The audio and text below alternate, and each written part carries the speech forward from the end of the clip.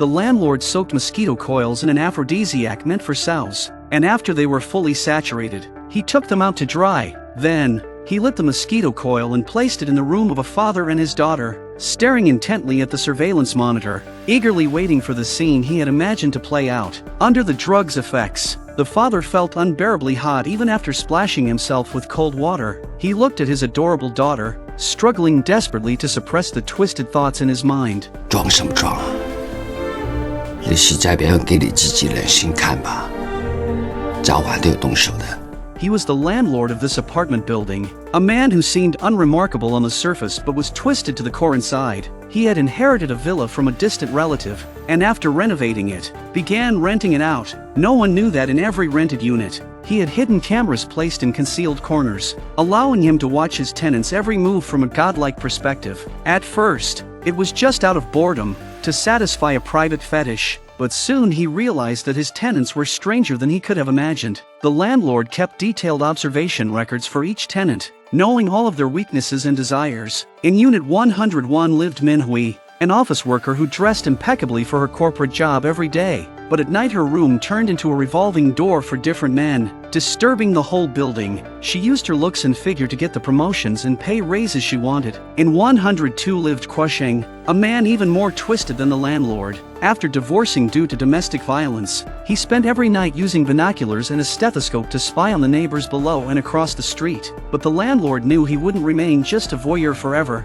Unit 103 housed Wang Mingkai, a recently divorced man who moved in with his cute little daughter, but the landlord soon noticed that the way Wang Mingkai looked at his daughter didn't seem right, as if his feelings went beyond a normal father-daughter bond. In 104 was Bo Yan, an internet-addicted young man who believed he could awaken the power of teleportation. He talked to himself daily in his room and loved showing the landlord his abilities. Strange symbols covered his floor, making it almost convincing. Unit 105 was occupied by a peculiar teacher-student pair, Kuo Li and Ling Hu, whose relationship was ambiguous. Kuo Li had obsessive-compulsive disorder and a fixation on cleanliness. Everything had to be perfectly organized, and daily cleaning lasted at least an hour. In 106 lived Ing Ru. Unlike any of the other tenants, she wore no makeup, kept to herself, and seemed like a blank slate, often sitting quietly reading books. Her room was clean and tidy, but filled with large red suitcases. Who exactly was she? Ing Ru caught the landlord's attention, and he was no longer content to watch from behind the monitors. He decided to investigate. One day, while Ing Ru was out, the landlord slipped into her room. On the surface, everything looked normal, but her drawers didn't hold cosmetics. They contained drills, pliers, and other tools. What secret could be inside those unopened red suitcases?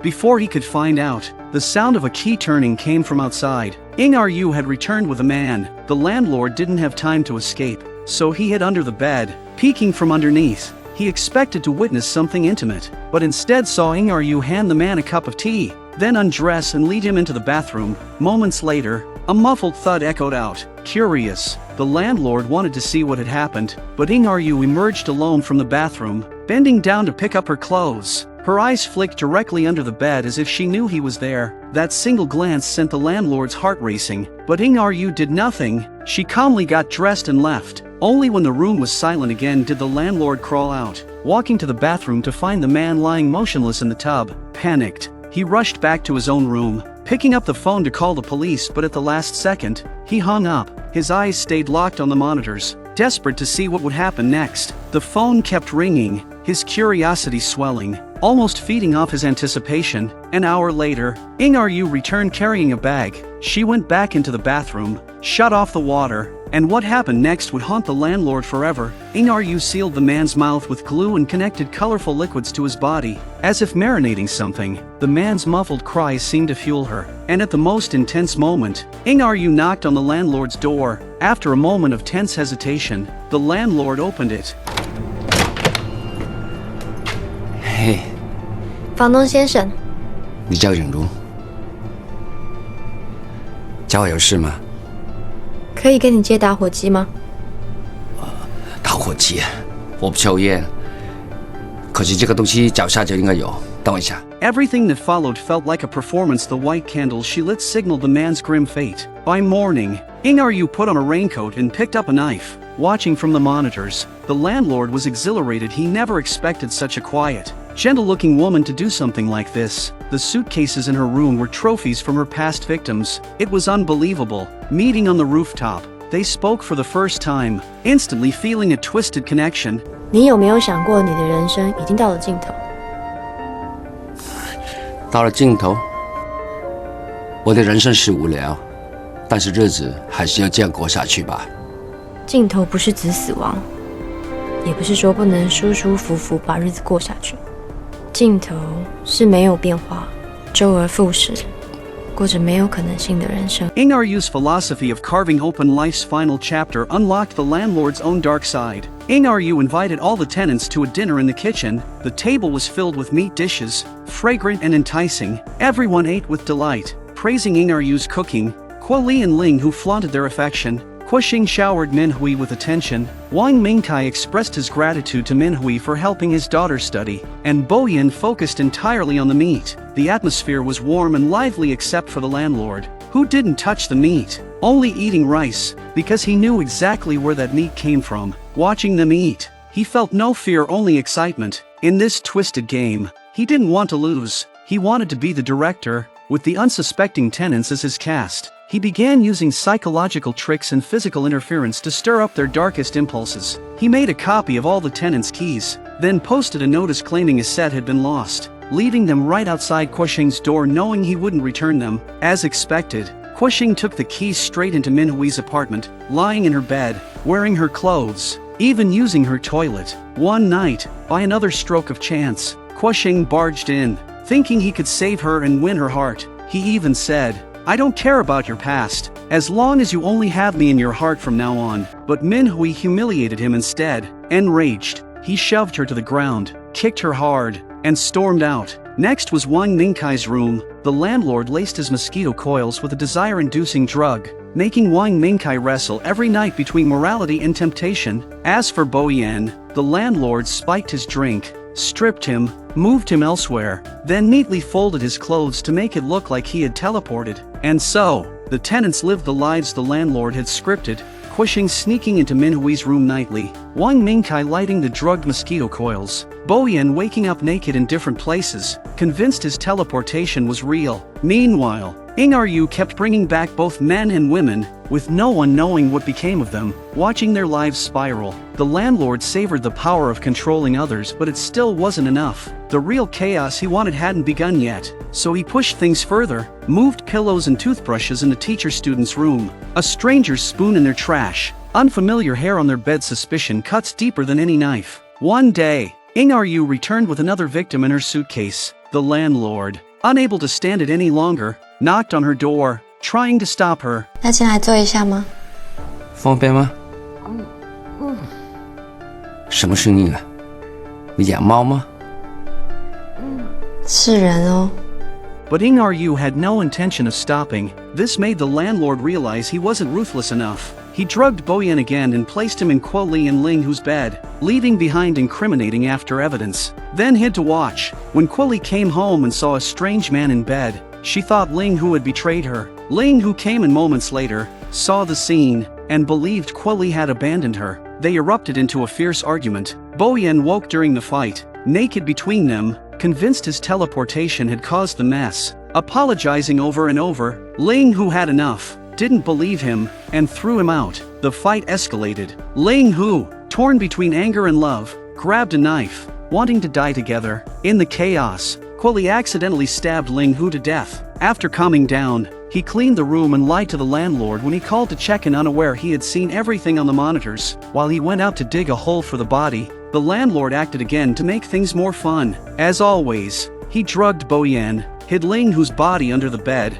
and left Bo Yan's fingerprints on the knife. At the same time, he took Wang Mingkai's daughter, bound in Ing Aryu's room, and hid her in Kuo-shing's wardrobe. Once everything was set, the landlord sat before his 9 surveillance screens, turned on music, and danced joyfully, waiting for the next wave of chaos. Soon, Bo Yan woke up and noticed something under his bed. Looking closer, he found Ling Hu's body, and beside it, a blood-stained knife. Believing himself the killer, he collapsed to the floor. Dazed and broken, unable to recall how he had done it, the only explanation in his mind was his teleportation. Meanwhile, Quilly realized the body was gone, but remembered Boyan's connection to them, begging him to give Ling Hu back. Boyan was drenched in sweat, panic-stricken, and stammered that Ling Hu wasn't in his hands. His guilty look made Quilly certain he was lying. As they confronted each other, the landlord stepped in, directing their eyes under the bed to the body, kneeling in feigned panic. 求求你，不要把这件事情传出去，我一点都不想知道你们3个人之间发生什么事情。如果这个事情传出去，就没有人敢搬进来，我也活不下去。那怎么办？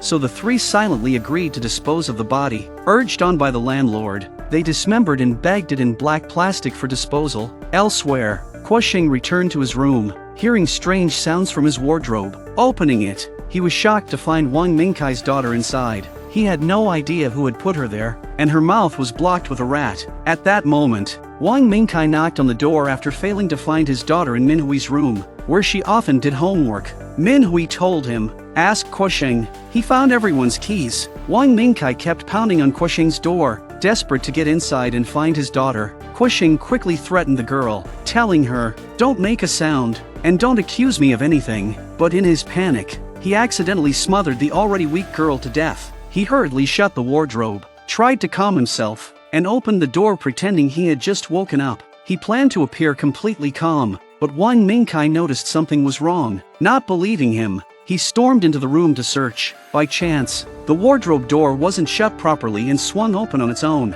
Inside, the girl lay pale-faced and motionless. Kuo-sheng couldn't explain his way out of it, and the furious Wang Mingkai lunged at him with his fists. But against Kuo-sheng, once a physical education instructor, the slimmer man was no match. In just a few moves, Kuo-sheng overpowered Wang Mingkai, and with a swing of a baseball bat, sent him collapsing to the floor. Kuo-sheng calmly stuffed both Wang Mingkai and the girl into garbage bags, intending to dispose of them in the middle of the night. But just as he stepped out, the landlord and his two accomplices were also carrying garbage bags, and the two groups met on the stairwell. For a few silent seconds, they stared at each other, no one speaking, the air frozen. Then, with an unspoken understanding, they walked downstairs one after the other. The landlord brought up the rear, looking at the chaos he had orchestrated, a satisfied smile on his face. But just before they reached the front door, Kuo-sheng suddenly snapped, turning to shout at everyone.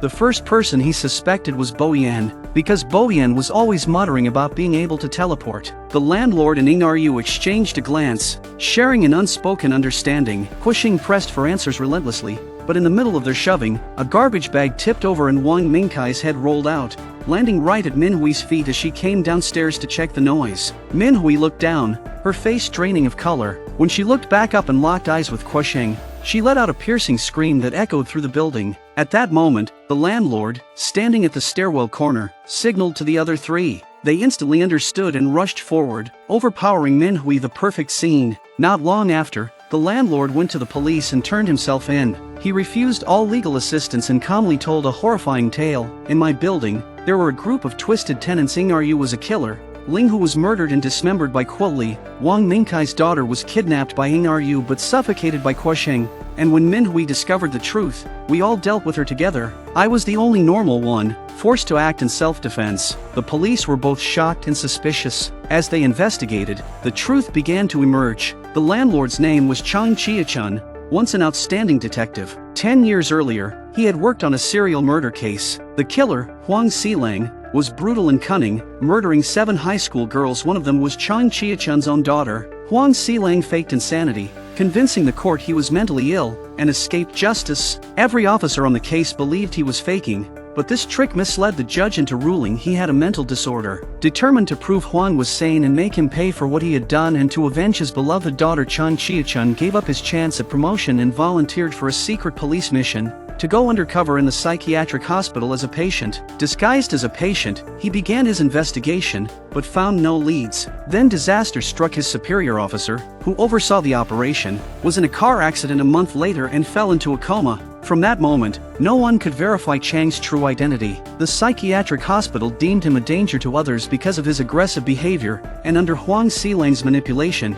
he endured 5 years of torment, being hosed down with water, having his head shaved, forced to act like a dog, having rats shoved at him, being force-fed expired milk, and countless other abuses until he truly began to lose his mind. It wasn't until his superior passed away that the police chief's wife discovered the classified file revealing his undercover mission, and Chang Chiachun was finally released. Before he left, Huang Xilang revealed that he had known 你想知道你女儿在哪里吗？ all along about Chang's mission. He handed Chang a set of keys, then hanged himself in his room, his face painted with bright lipstick and blush as if mocking the justice of this world. Huang had gotten what he wanted, turning Chang into his next creation, his most satisfying work yet. There had never been any distant relative. The building belonged to Huang Xilang. After leaving the hospital, Chang didn't return to the force. He vanished, changed his name, and with the keys Huang had given him, moved into the building as the landlord. One by one, he used suitcases to bring back the nurses and doctors who had abused him,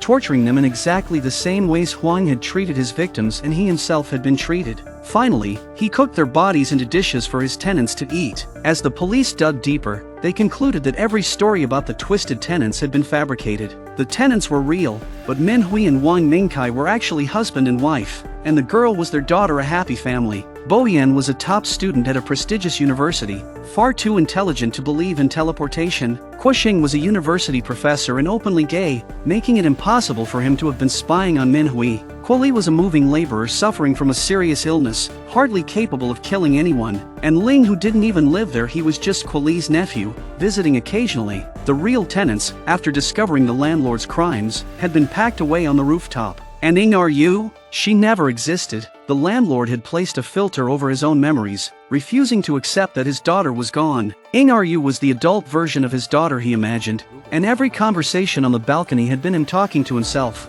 It was a tragedy born from a father's love. In the end, as the image of his daughter appeared before him, Chang Chiachun felt, for a brief moment, as if they had finally been reunited. See you in the next episode.